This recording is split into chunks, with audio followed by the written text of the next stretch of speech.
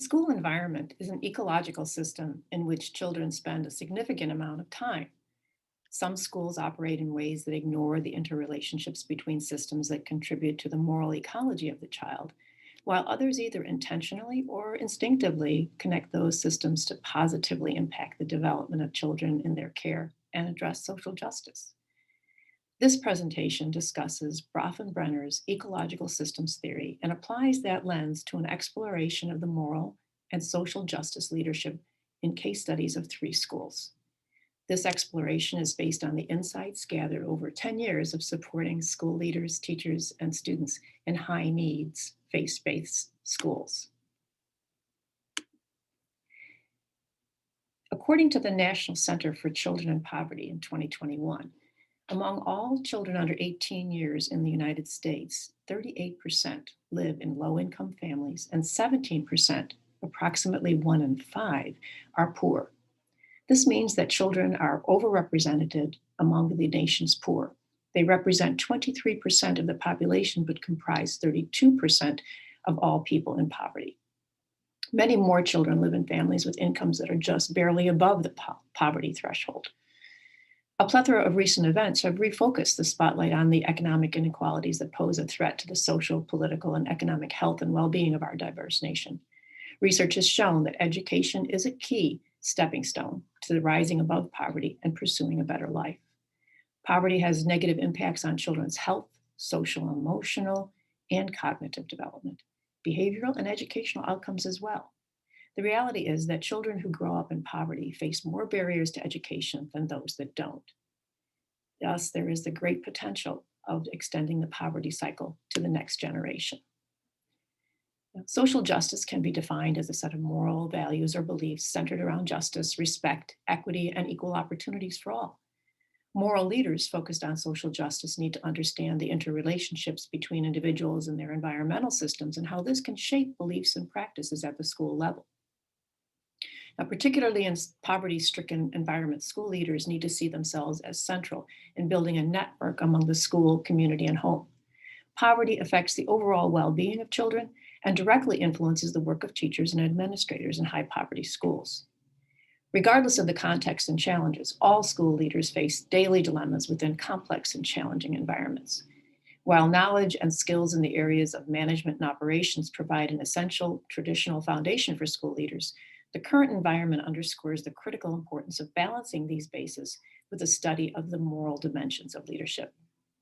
Thought leader Michael Fullen emphasizes that our society has become more complex, and there is an increasing need for sophisticated school leaders who lead with a moral purpose and aim for social justice.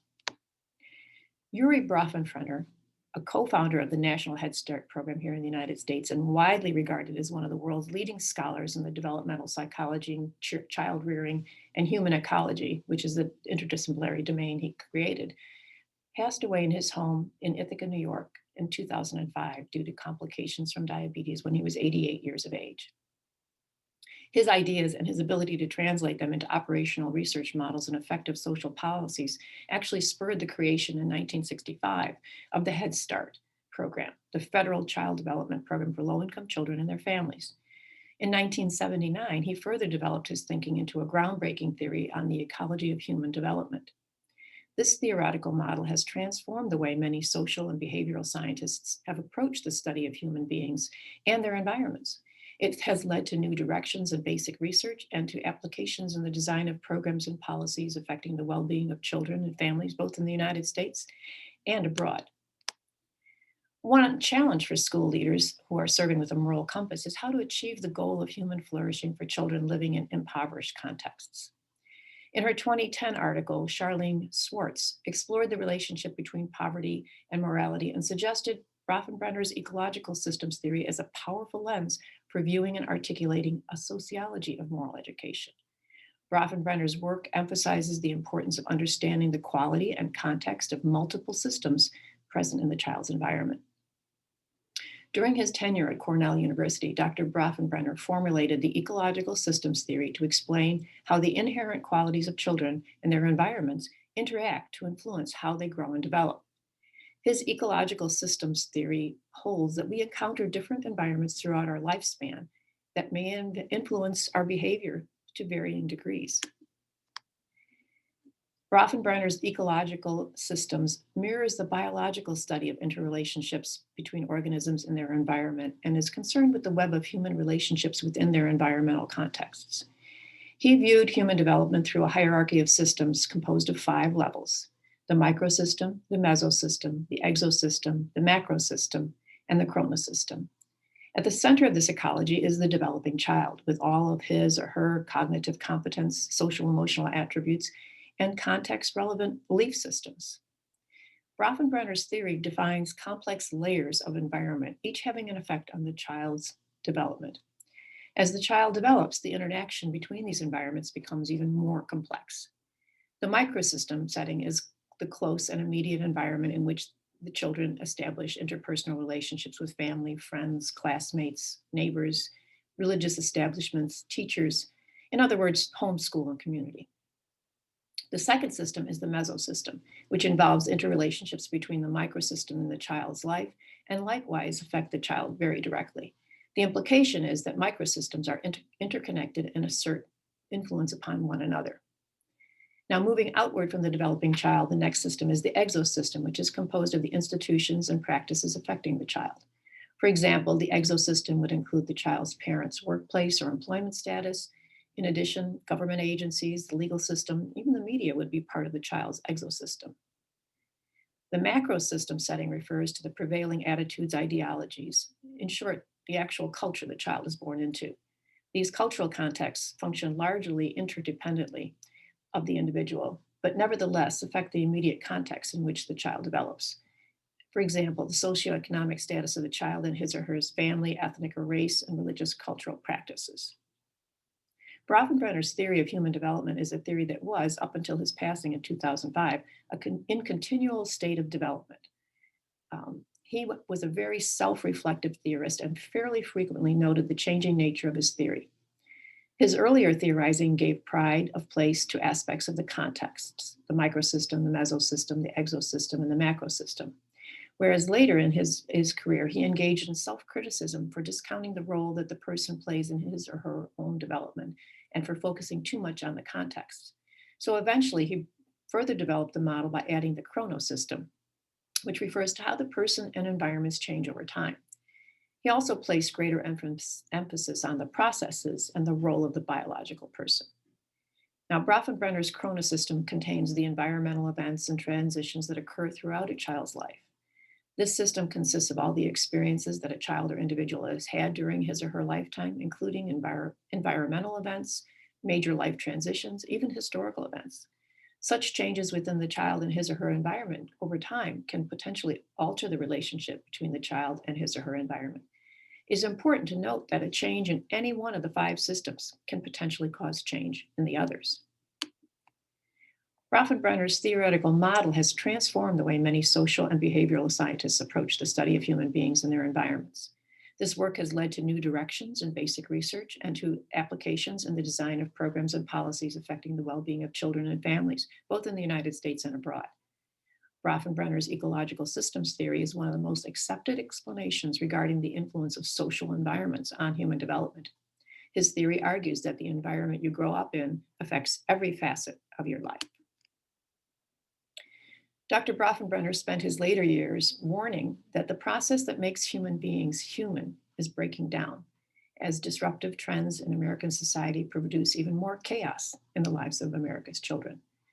The gravity of the crisis, he warned, threatens the competence and the character of the next generation of adults, those destined to be the new leaders of the 21st century. The reflections and connections that follow in this presentation are based on the insights gathered over 10 years of supporting school leaders, teachers, and students in Chicago area high-needs parochial inner-city Catholic schools, working with children there who face monumental challenges.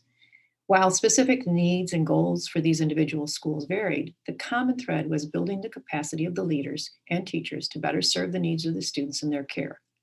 The individual university school collaborations lasted for a minimum of 2 years and up to 8 years, with an average partnership of 3 to 4 years.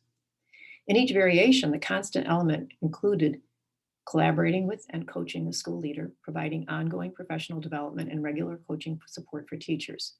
The desired outcome for each partnership was aimed at changing the culture, improving the social and emotional lives of students, addressing social justice, and increasing academic achievement. So one of the most successful grant-supported partnerships between the university and school evolved over 4 years with the leadership and the staff at School A. The school leader at School A clearly understood and built upon the web of relationships between the child and the microsystems of home, school, and community. Mr. G, the principal at School A, was a seasoned and charismatic educational leader with long-standing practices of building relationships with parents and community members. Mr. G walked the talk and joined his teachers in each professional development session as the lead learner. During his 37-year-long tenure as the school leader at School A, the school experienced significant demographic shifts. And at the time of the grant partnership, minority students and students of poverty accounted for the vast majority of the student population. Mr. G seemed to have adapted effortlessly to this demographic shift. He regularly invited parents and community leaders into the building to observe, contribute, and celebrate with the school community. He intentionally embraced and nurtured the interrelationships between the various ecosystems. He had a natural gift for understanding the value of and utilizing the interrelationships represented in the mesosystem to benefit his students. In addition, Mr. G had a clear understanding of how to navigate the larger archdiocesan and local government bodies, the exosystems. He solicited various means of support for his school community in these systems. As the spiritual leader of a parochial school and a devout Catholic, Mr. G served as the guiding role model for the religious beliefs and practices of his faith-based community, and he thus fulfilled the macrosystem piece of the moral ecology. In his own words, he often said, the student population is a lot more diverse now, but everyone gets along, and that's the way it should be. That's the way the world should be, with all of us living together. The ongoing record of successes for School A and students and alumni really seem to affirm the value of understanding and intentionally engaging Broffenbrenner's 5 ecological systems to positively impact the culture of character in this school. Mr. G used his leadership role to build the capacity of his teachers to support the development of their students within the context of their environment. As a school community, they were able to use positive elements exhibited in the family and community landscape, along with the larger archdiocesan and societal context, to support both the academic and moral education of their students. One somewhat less successful example can be found in the grant-funded school-university partnership with School B. Mrs. D was part of the School B community for over 39 years. During the final 15 years of her time there, she served as the building principal. Now, much like Mr. G in School A, Mrs. D was devoted to her school community and served as the religious role model for students and staff. Parents and teachers often noted that she knew every child by name. As a former teacher at School B, Mrs. D was extremely sensitive to the importance of not only supporting her staff, but maintaining positive relationships. Early in her school leadership role, it could be said that she did understand and successfully balance the interrelationships between familiar microsystems. However, School B experienced a demographic shift to a largely impoverished minority population, and the changing environment presented new and unfamiliar issues. Mrs. D struggled to understand and navigate the new and unfamiliar microsystems that comprise the mesosystem. During the 4 years of the university school partnership, she worked hard to solicit various means of support for her school community from the archdiocesan and local government bodies, the exosystems. However, without the knowledge and understanding of the critical need to adapt to new and unfamiliar cultural contexts that were represented in the microsystem of the students, she was unable to cultivate the critical relationships and connect these environments to create a supportive macrosystem. The climate at School B became increasingly challenging with behavioral issues, academic decline, and loss of community confidence. In the end, she was unable to maintain the robust enrollment, and School B eventually closed its doors. When school closings take place, it can be really something that creates an empty hole in the community. Some studies have even indicated that neighborhoods begin to crumble when the Catholic schools that have been an oasis close. In reflection, it would seem that School B was an unfortunate example of Broffenbrenner's warning that neglecting to recognize that a change in any one of the 5 systems can significantly impact the entire ecosystem. Failure to acknowledge and attend to changes in one of the interconnected units can derail the efforts toward the intended moral and academic impact of the collective ecosystems.